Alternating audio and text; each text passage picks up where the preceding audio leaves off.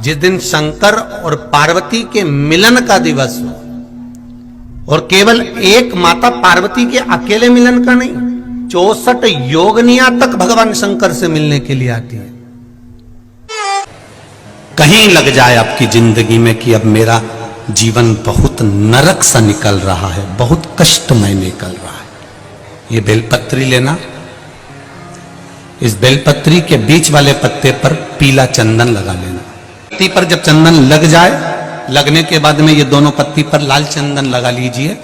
इन दोनों पत्ती के बीच में जो डंडी का भाग होता है, आपको कहा था, आपको स्मरण में होगा शायद, हमने जब बेलपत्री की महत्वता बताई थी तो उस बेलपत्री की महत्वता में कहा था ब्रह्मा विष्णु महेश ये 3 हैं, बोला था। बीच में ये बड़ी पत्ती से लेकर जो 2 पत्तियां होती हैं, इनके बीच में जो जगह बचती है, इसमें मां पार्वती के 64 योगनियां, मां पार्वती अपनी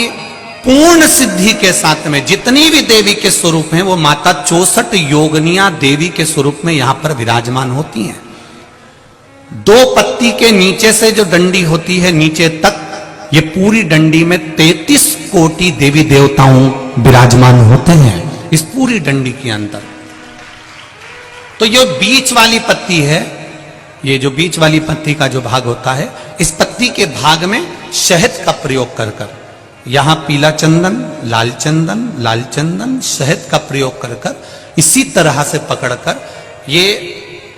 बेलपत्री की जो डंडी है वो अशुक सुंदरी पर जब आप समर्पित करें तो जहां से जल बहता है उस ओर पर इस पत्ती को चढ़ाकर केवल आपके हृदय की बात कहकर देव अधिदेव महादेव से कोई भी शिव जी का मंत्र, पंचाक्षर नमः शिवाय, षडाक्षर ओम नमः शिवाय, श्री शिवाय नमस्तुभ्यम, या महामृत्युंजय मंत्र, जो शिव का मंत्र हो आपके पास में, उसको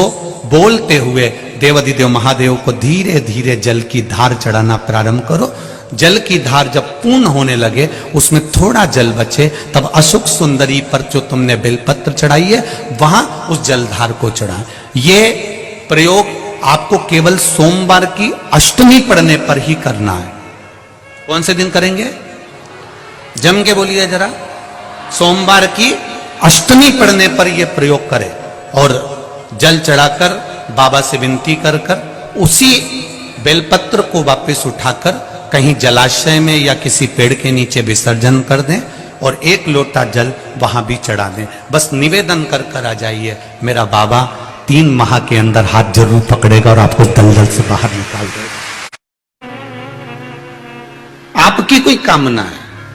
आपका कोई भाव है, आपके हृदय की कोई बात है जो बहुत दिनों से लगे हुए हो और बाबा हो सकता है कि किसी कारणवश पूर्ण ना हो रहा हो। कई लोग कह भी देते हैं गुरुदेव, कोई कहते हैं, जैसे आज कोई कह रही थी बच्ची की मैंने शिव महापुराण में पशुपति व्रत सुना और उसको करा, उसका लाभ मुझे मिला। मेरे पति ने भी करा, उसका भी लाभ मुझे मिला। पर एक काम गुरुदेव ऐसा अटका हुआ है कि वो काम हम करना चाह रहे हैं, व्रत भी कर लिया, अनुष्ठान भी कर लिया, पर फिर भी वो व्रत के कारणवश भी वो कार्य नहीं हो रहा। तो समझना कि कोई कार्य बड़ा भारी होगा और बाबा उसको कर नहीं रहा है या कोई काम अटक रहा है। तो हमने पहले भी कहा, ये बीच की जो पत्ती है ये देव अधिदेव महादेव है, ये ब्रह्मा, ये विष्णु है। इन दोनों पत्ती के मिलन से लेकर इस पत्ती के बीच की जो डंडी है,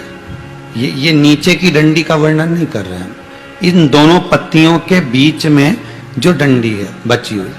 जो तीनों के बीच में एक डंडी का जो भाव है, ये माता जगत जननी जगदम्बा माता पार्वती है।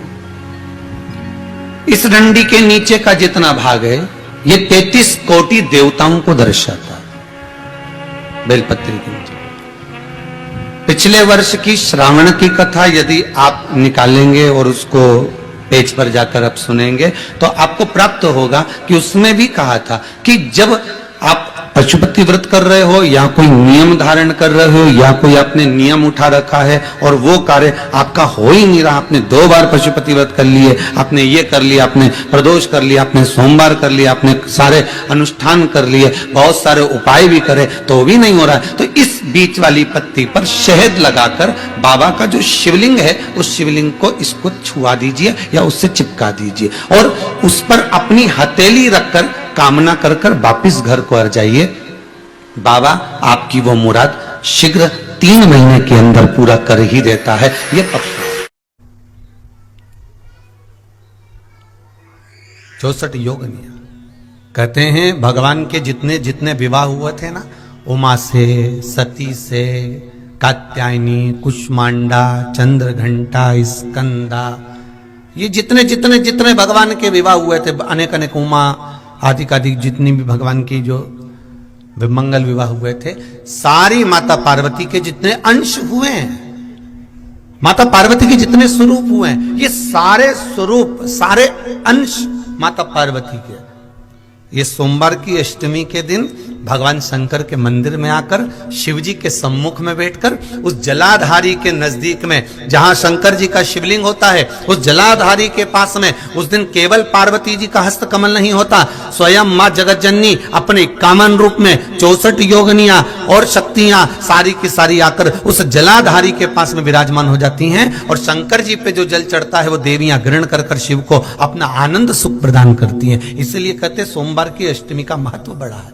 बहुत प्रबल। बाबा की कृपा है,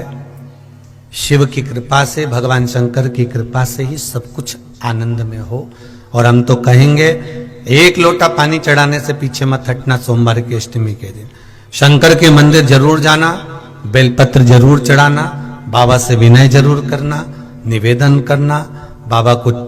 पूजन करना, घी का दीप लगाना और बाबा से विनय करना, बाबा मेरी ये मनोकामना है, मैं तो आपके चरणों में समर्पित करने के लिए आया हूं, मेरी ये विनती को स्वीकार कर लो।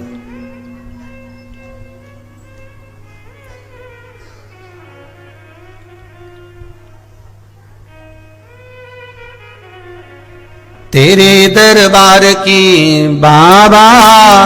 निराली शान देखी, तेरे दरबार की बाबा निराली शान देखी है, तुझे देते नहीं देखा पर झोली भरी देखी। बाबा कभी मैंने आपको देते हुए नहीं देखा,